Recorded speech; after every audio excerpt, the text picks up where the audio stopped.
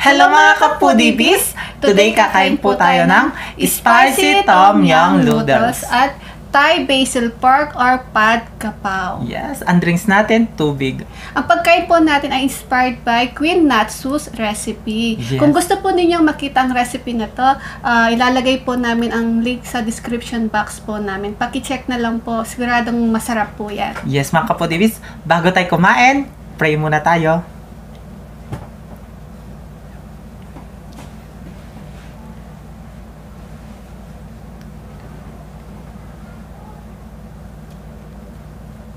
Amen. Ayan mga kapudibis, malinis na yung kamay namin. Mga taking kapampangan. Mga tano po. Ayan. Excited ako kasi first time namin matitikman ni BBM to. Yes. Siyempre, inspired by Queen Natsu. Tatanggalin namin yung ano. Lipat natin ha. Happy New Year mga ka-foodies! Kumusta yung New Year po ninyo? Yan. Kumusta nga? Opo. Okay naman. Nalasing si BBM. Pati yun naman, sinabi mo pa. Ako din naman nalasing. Okay. Di ba talaga? Oo. Yung ano natin, may partner talaga siyang rice ha. To. Ayan na. Ay, Okay na? Okay na yan. Tikman na natin. Ayan. Kakamain ko na lang. Kamain mo? Mm-mm. Sige, saglit. Ang unat subo ay para sa inyo mga kapudibis. Kain po tayo mga ka-foodies.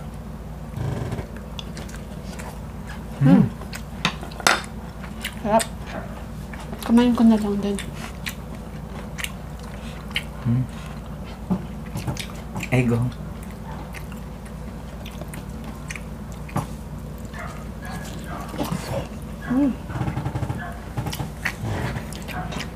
Paborito daw ni Sisi to. Pag pumupunta siya ng Thailand, ito yung ino-order niya. Alam na alam ni ano to, Tol Buloy.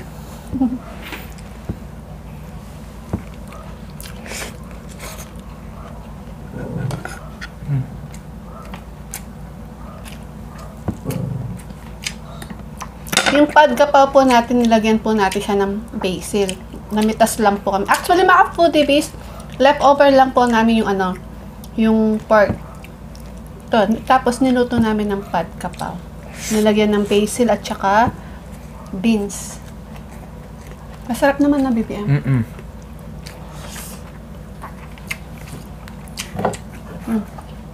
Pina-original na ano linalagay na ganito, ano?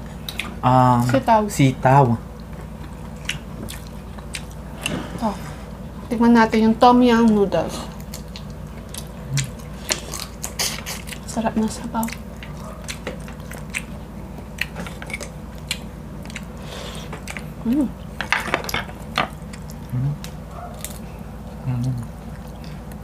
Fresh.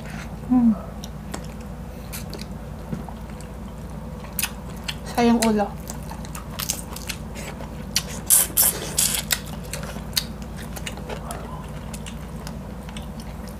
Sarap.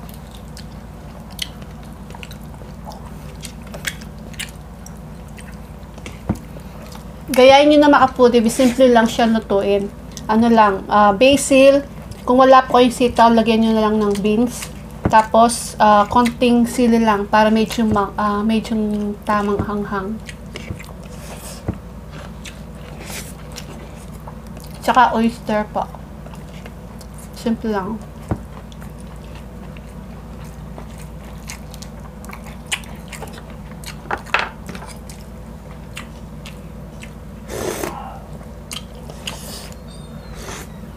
Sarap. Kaparas. Manghang.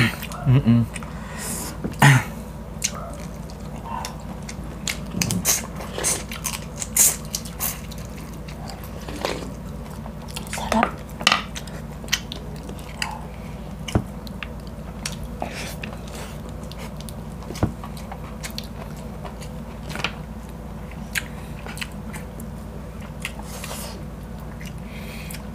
At saka ano siya, partner talaga siya sa kanin, no? Oo. Ang sarap. Tsaka egg.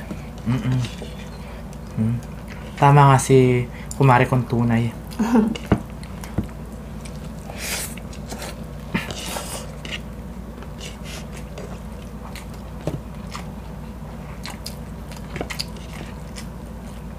Yung basil kasi na to, ginamit namin, pinitas lang namin sa likod. May tanim kasi kami ng basil. Kaya madami siyang basil. Mas masarap nga na madaming basil, no?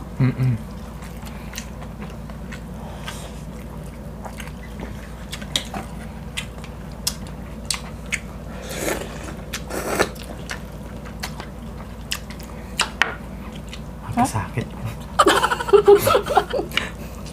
Ayoko, nahihirapan ako.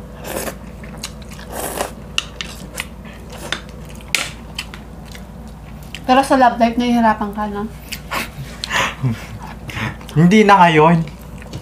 Masaya na ako. Ay mga ka-foodies, yung mga nag-comment natin nung last video namin na sinabi po namin na mag-comment kayo sa mga New Year resolution nyo, di ba? Nakapili na po kami ni BBM. Papalabas namin sa GMA. Abangan nyo sa Jessica So. Oo. Pati yung mga nyo, mukha nyo ilalagay natin.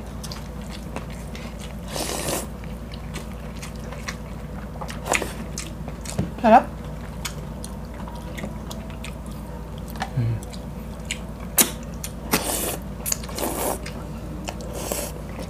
Sanay na kayo sa akin, ha?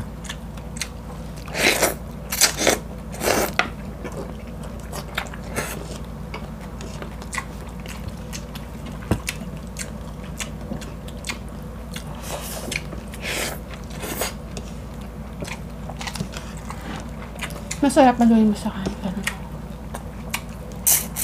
Sarap?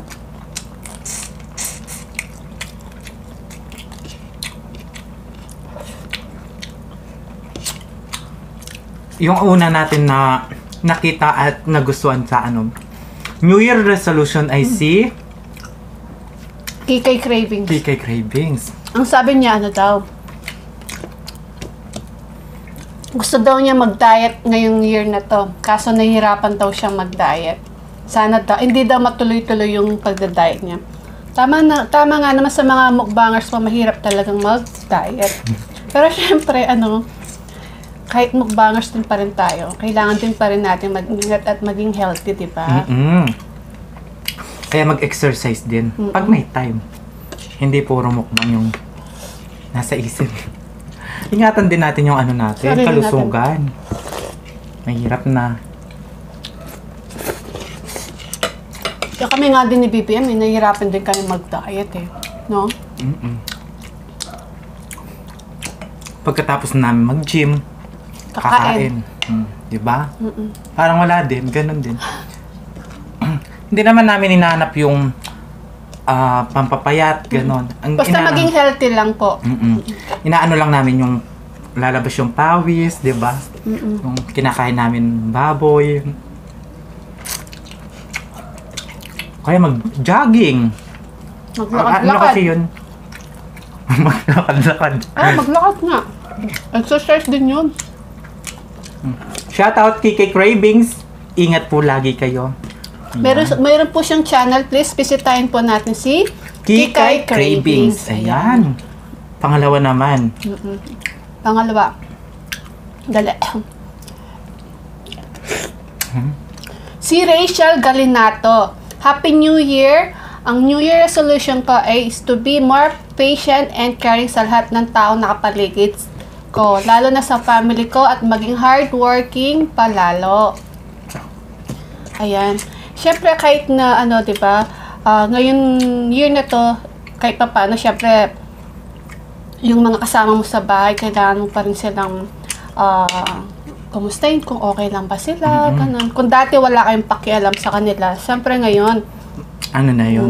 naging concern na din kayo sa family nyo. At siyempre, maging hardworking nga naman, kailangan din natin kumita ng pera kahit pa paano, diba? Mahirap ang buhay. True lilit.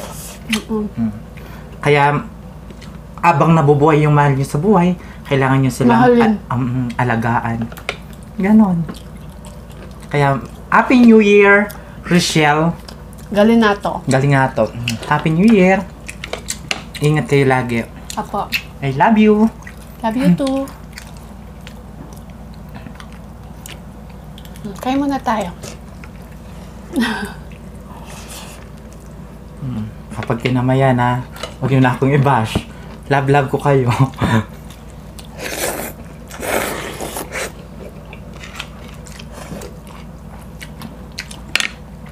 Game pangatlo. Si Charito Pangan. Sisi. Yan. Gusto ko yung ano ni Sisi Charito Pangan. Eh. Sabi niya, sana hindi na ako maging mabait. Sana marunong na akong umindi. Sana maging bakulaw na ako. Sabi niya. Siguro si Charito Pangan, sobrang bait niyan. Minsan din, marunong ka din dapat umindi. Umindi. Ayan. Kasi hindi lahat ng ano, sige ka lang ng sige. Diba? Mahirap din yung ganun. Isipin mo rin yung sarili mo. Oo nga, Sisi. Wag puro yung iba. Oo. Alam mo, si Sisi siguro, ano, no? Tsaka nakikita naman natin sa kanya na mukha naman siyang mabait talaga. Diba? Kasi yung iba nga, masama na nga, nahihirapan pisa na maging ano, diba? Maging mabait. Maging mabait. Kaya ikaw, wag ka na maging bakulaw. Tama na yung mabait ka. Maraming blessing ang darating sa'yo kapag mabait ka. Kaya mga foodies, meron po siyang channel, Charito Pangan. Suportahan po natin siya at mag-subscribe po kayo kay Charito Pangan. Mabait po siya. Tara na.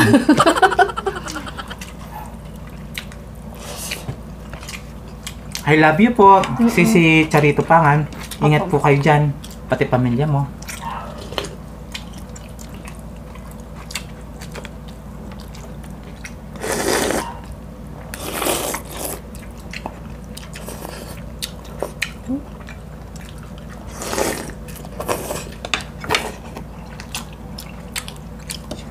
Namiss ko magmukbang.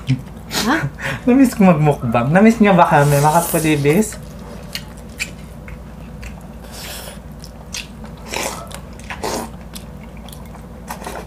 Namiss niyo ba yung katakawan namin?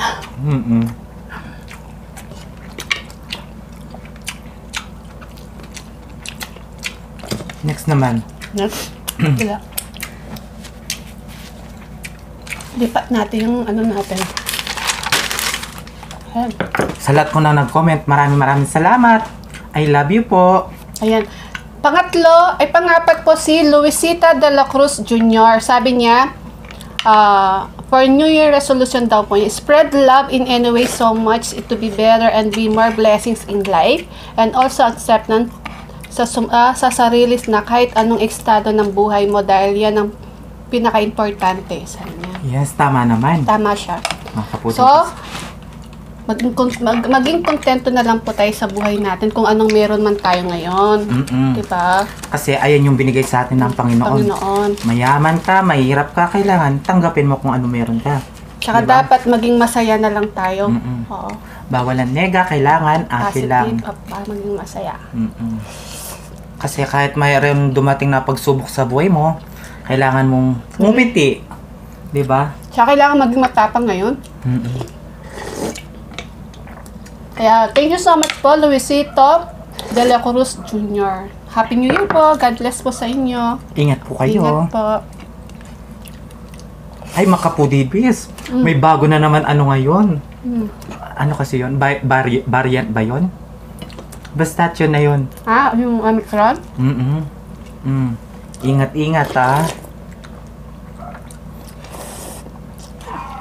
Mas malakas ata yun sa ano eh.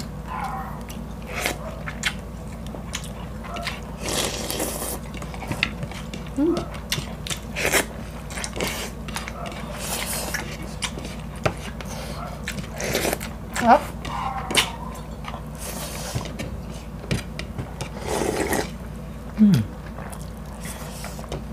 Sarap. Kaparas.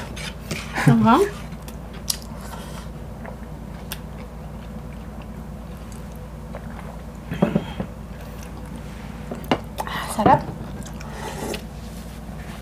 Meron pa po tayong last na New Year resolution. Ito yung pinakagusto ko. Juan Carlo Borja. My New Year resolution po is mas maging malapit pa po kay Kat kasi matagal na panahon na din ako nakalimot sa kanya. Malaking pagkakamali at isa pa yun, mas maging malawak, mabuti at unawain ng mga difference ng buhay ng bawat tao. Happy New Year sa inyo and God bless po. More power sa channel nyo. Kailangan din naman natin na maging malapit pa lalo kay God. Lalo na ngayon, diba? Kahit ano pang gusto mo sa buhay, o si God pa rin ang unang priority mo sa buhay mo. Dapat siya laging nakasenter sa buhay mo, si God. Dapat, wag makakalimot sa Kanya. Ganon yun. Kaya dapat, sa lahat po, kahit na anuman pong reliyon natin, ayan, maging malapit pa po tayo kay God. Lalo na po ngayon, diba, yung pandemic, yung kalamidad, yung bagyo. Kasi siya lang yung malalapitan natin. Siya lang po malalapitan natin sa lahat. Juan Carlo Borja, sana po matupad po ang New Year resolution niyo po ngayon. Yes, God bless po at pagpapray po namin yan. Thank you so much po sa mga nag-comment po ng New Year resolution. Masaya po kami at na-share po ninyo ang New Year resolution niyo po sa amin ni BB. Yes, mga ka-foodiebis. So, next video na lang po tayo mag-shoutout. So, mga foodiebis, please paki-check po yung link na nasa description box. Queen Natsu. Ayan. Siyempre, mag-subscribe na po kayo at paki-share na din po at like. Paki-follow na din po ang kanyang Facebook page. Yes. Queen Natsu po. Ganon din po sa amin, mga ka-foodiebis. Follow nyo na ang aming Facebook page. At ang TikTok ng The Foodiebie, Instagram ng The Foodiebie, at TikTok ni BBM. Ayan, mga ka-foodiebis. Kaya kung gusto nyo ang aming videos, please don't forget to like, share, and subscribe. Thank you!